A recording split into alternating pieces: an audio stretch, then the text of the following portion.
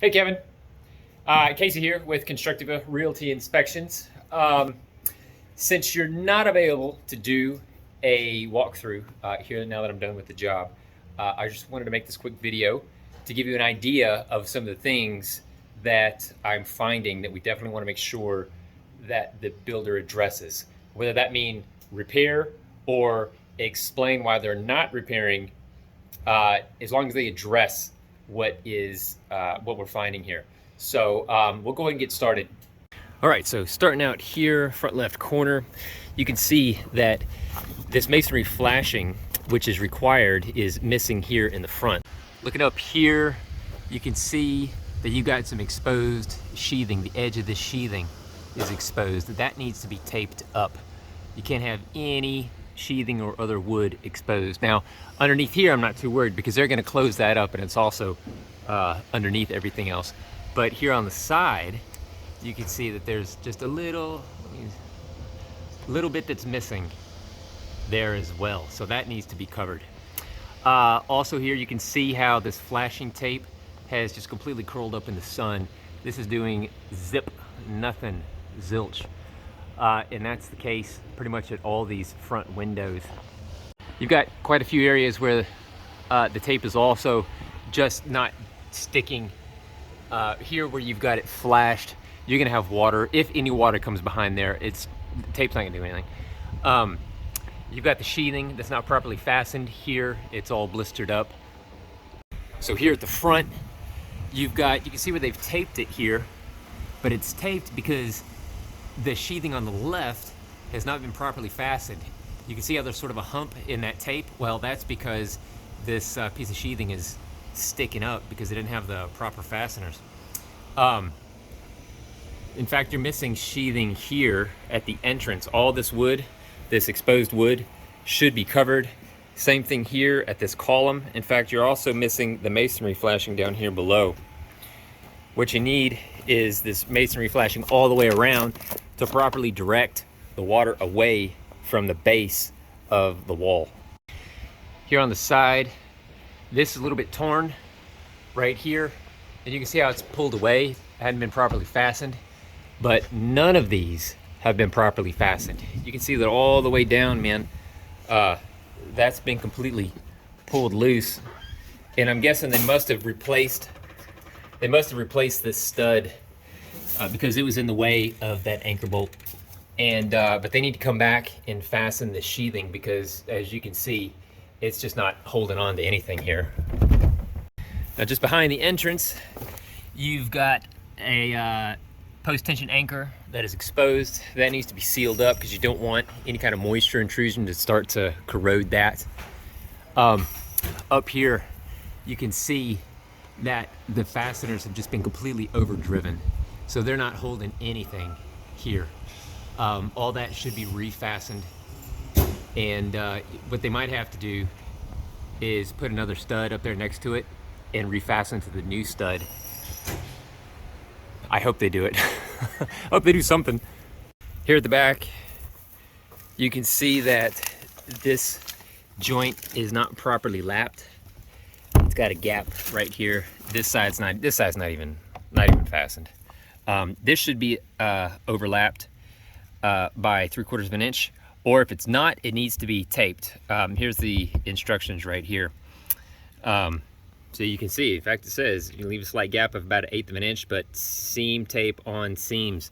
So this is fine, but it needs to have the tape on it. Well, of course, and this side needs to be fastened, like I mentioned before. Coming around here, one thing that concerns me is that you're missing any kind of weather-resistant barrier here. There should be some house wrap on this. You can't have this exposed wood sheathing here. The problem is all this flashing tape, and then of course trim, all that goes on after they've got the weather-resistant barrier up. So they've jumped 2 steps ahead with this because they haven't installed the house wrap there. So that's a big no-no. Here at the back column, you got one sad little nail in the corner of this connector. All these little holes should be filled, or these two big holes should be filled with bolts. Same thing on the back side here. So this is absolutely not ready to go up with siding, because you got to have, all those have to have the proper connectors. Here on the left side, pretty much same story all the way around. You've got tape that is curling up, just really not holding. You got fasteners that are just totally overdriven all the way around. You got, what else you got? You got the weather-resistant barrier is torn on this sheathing here. It's gonna be on the report, it's called out. You can see what I'm referring to by these fasteners that are overdriven. They shouldn't be breaking the skin of this. If you can see cellulose, that's the sheathing that's exposed, you know that it's driven in too much. They should be driven flush. These are really, really good. That's what you want to see all the way down. Not that. You got a few places where tape is just missing. So this looks good. The flashing tape is what you want to see, but any penetration that you have here should have that. And then, oh, one other thing I noticed is that this all looks good. So this should be under pressure to be tested at the moment, but the gauge is at 0, which tells me that either they're done with the test, which I doubt, or there is a leak. So that needs to be addressed. So coming through here into the front right bedroom, looking up, you can see that there's a pretty good crack in the truss right there. That is in a pretty bad spot because it's right at the end, right at the bearing of this truss. Well, any damage on a truss needs to be addressed. There really is no good place for damage on a truss because they are engineered components and they need to be in good shape. So definitely want to get them to address that. Coming into the front left bedroom, looking up, where is it? Right there. Got another one. Bam. You can see that one's completely split as well. Has not been repaired, has not been addressed. So that's a pretty big deal. All right, so here in the media room, the back left room, you can see that this truss member has been damaged and repaired. They've sandwiched 2 pieces on the sides. And then right behind that, that truss member, same truss, different member, has also been sistered up. Problem is, when you come around here, number one, there's no engineer sign-off. Repairs should be signed off by an engineer because these are engineered components. You don't have enough support up at that gusset from this repair up here, unfortunately. On top of that, they did not repair this break right there. That has not been repaired. And so you've got this one truss that's broken here. It's not sufficiently supported here, and you've got these 2 other repairs that have just been kind of slapped together.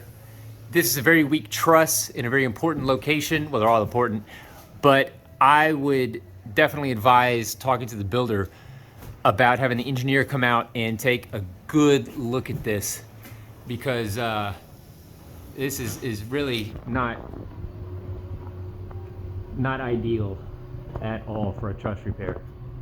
Here in the garage and a few other places, you've got spots where this metal reinforcement tie is missing fasteners.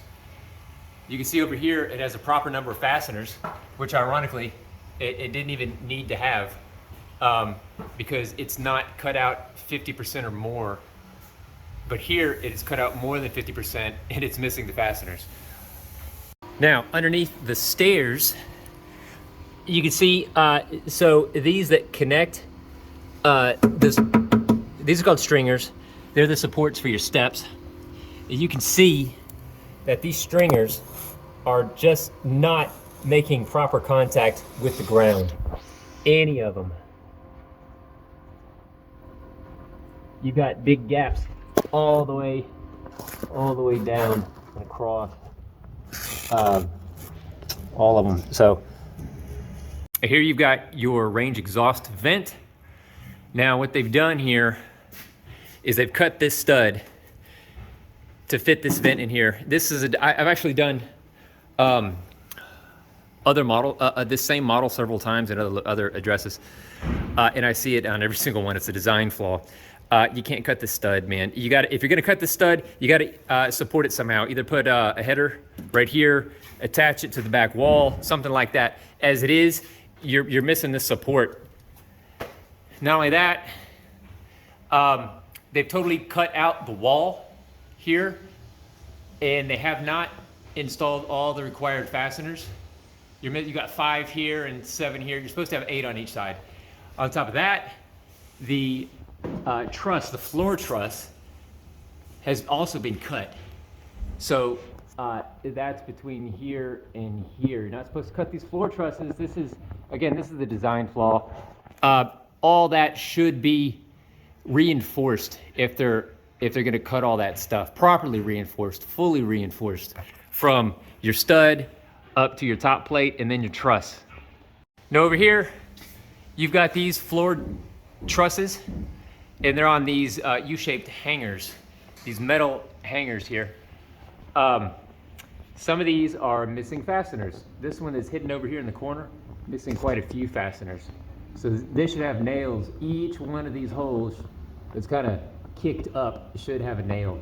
So right now you've got 1, 2, 3, 4, 5, 6, 7 holes with only 2 nails on this one.